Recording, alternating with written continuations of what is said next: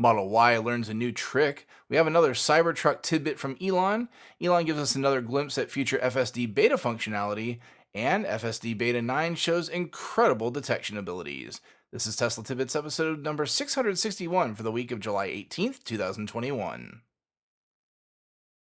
We start this week's show with news from Inside EVs that the Model Y here in the US has received a feature that, well, we really never thought it would. A while back, when asked if Model 3 would ever get bioweapon defense mode, Elon said that the enormous HEPA filter that was the cornerstone of the feature wouldn't fit the vehicle, and that it would eat up most of the already tiny frunk. However, we then began to see Model Ys rolling off the assembly line in China equipped with the filter and enabling the feature. It would appear that this now is the case here in the US as of this month, as a July built Model Y from Fremont has been documented as having the feature. This is another interesting feature creep down the line from the flagship vehicles. Forget having the room, I simply thought they'd never do this, as it's one more thing that provides a touch of differentiation between the bigger, more expensive vehicles. So, if you're looking to purchase a Model Y from here on out, know that you've got one more thing coming that you may not have expected. Tidbit number 2 comes from Elon's Twitter feed, where we saw him responding to a tweet about Cybertruck's success, or possibly lack thereof. The initial tweet saw Tesla owners online clapping back on an article saying that Cybertruck will be Tesla's first flop as a company. Elon responded saying, quote, "To be frank, there is always some chance that Cybertruck will flop, because it's so unlike anything else. I don't care. I love it so much even if others don't. Other trucks look like copies of the same thing, but Cybertruck looks like it was made by aliens from the future," end quote. When pressed if there was any new info or pics, he responded, quote, "In the end, we kept production design almost exactly the same as show car.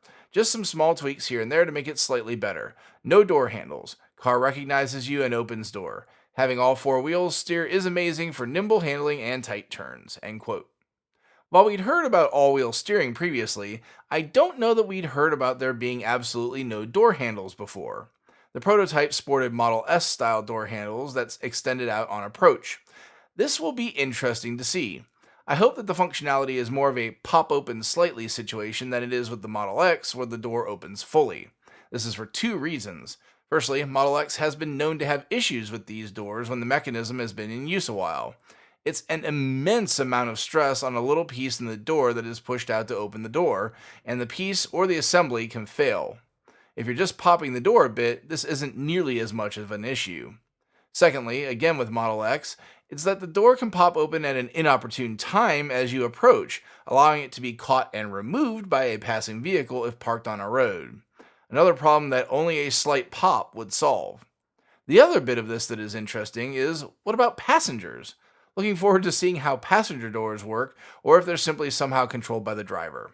No matter what, reservation holders are looking forward to that final event when the trucks begin to hit the road. Tidbit number 3 is a quick hitter again with Elon responding to a tweet.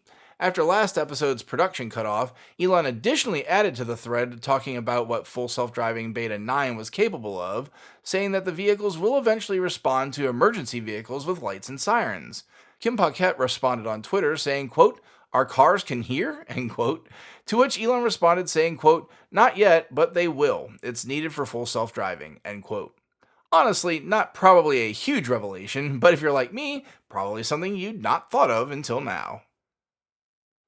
And lastly, another quick hitter from the Earl of Frunk Puppy at 28 Delays Later on Twitter.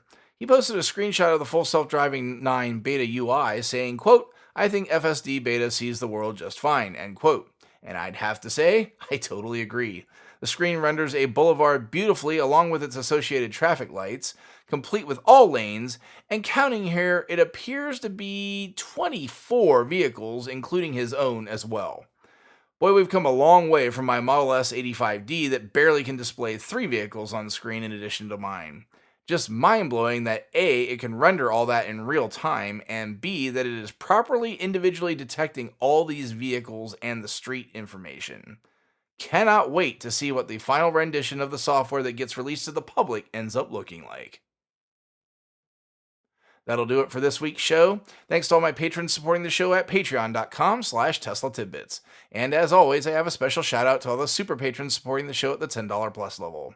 They are Ryan Scarborough, Lee Sweet, Dorian Steve Guberman, Ralph and Cheryl Waterhouse, Todd Sullivan, Zortech LED Canada, Raymond and Deborah Malkowitz, Vicky Johnston, Nathan Garza, Ed Patterman, Sunil Joseph, and Brad Lettner. If you have feedback for me, the best way to be heard is to tweet at Tesla Tidbits and use the hashtag AskTeslaTidbits if you'd like your question to be considered for the show. Until next week, keep it charged and hit the road.